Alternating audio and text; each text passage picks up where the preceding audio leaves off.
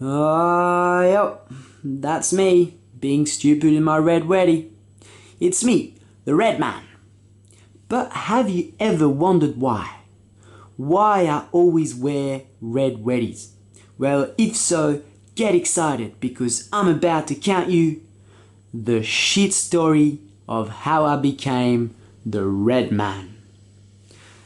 Now, me and red weddies, we go way back. Since 2017 when Quiksilver launched their cheap red weddies, the AG47.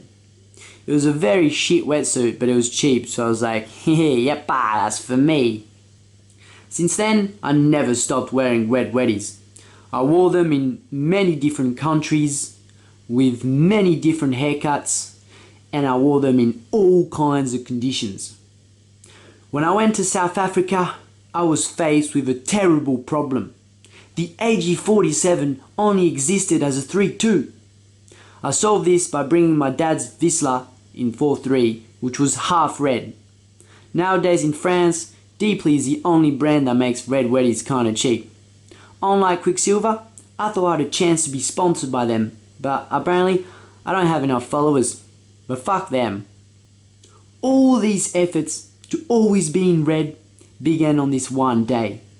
North Point was choofing, slight onshore, not like this, more like this, minus the Pooh Man guy.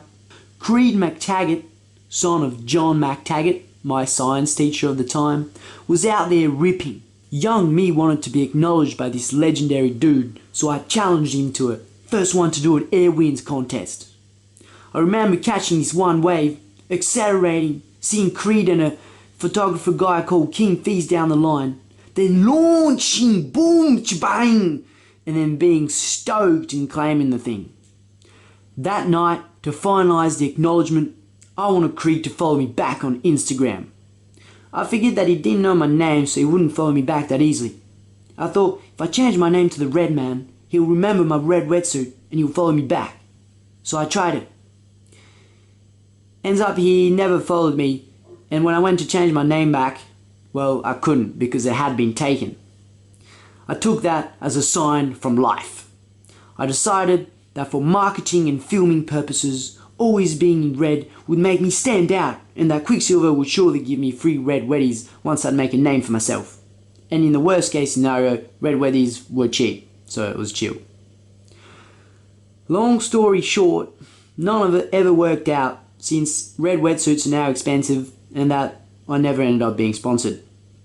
I also missed out on a bunch of followers since people couldn't find me on Instagram.